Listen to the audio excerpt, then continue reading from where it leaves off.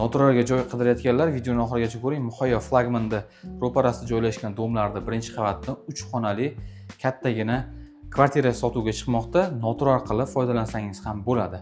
Tanishtiramiz, tashqaridan kirish qismi uyni remont qilishgan, sifatli eshiklar qo'yib qo'yishgan, hatto monitorlargacha bor ekan.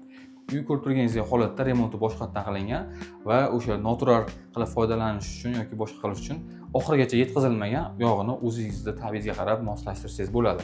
Birinchi xonalar bilan tanishtiramiz.